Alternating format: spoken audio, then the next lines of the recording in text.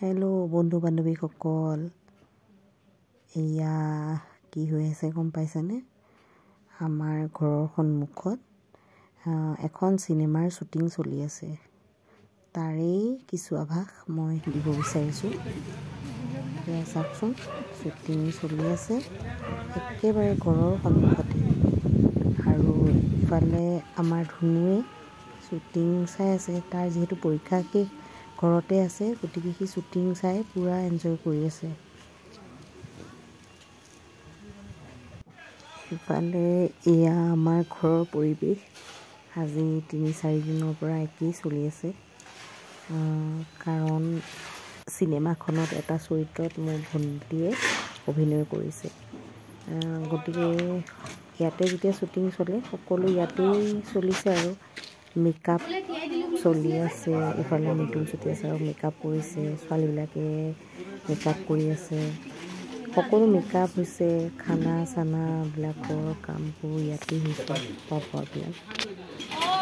মই অকণমান আভাস দিবহে চেষ্টা কৰিলোঁ দেই। এয়া দেখা পাইছেনে? খোৱা বোৱাবিলাকো এনেকৈ ৰেডি কৰিছে।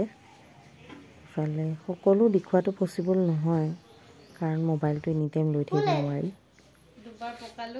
এয়া ধুনুৱে ইফালে দৰথী মাহীৰ লগত খেলি আছে।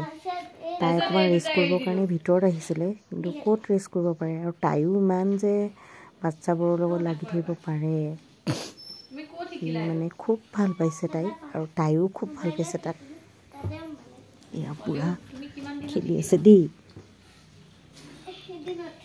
এইফালে সিহঁতৰ শ্বুটিং আকৌ আৰম্ভ হ'ল। আকৌ সেয়া শ্বুটিং কৰি সিহঁতে ওলাই আহিছে দেই, মোৰ ভণ্টি। তাৰপিছত ডাঙৰ ল'ৰাও স্কুলৰ পৰা আহি পালে, আৰু সেয়ে অকণমান চালে।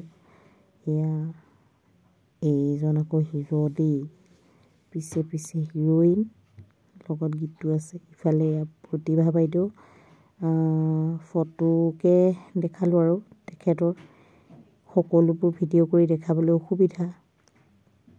এয়া অলপ মানে স্মৃতি হিচাপে সাঁচি ৰাখিছোঁ ফটোবোৰ, ইয়াতেই সাঁচি থ'লোঁ আৰু। By your side when the sun sets, I hope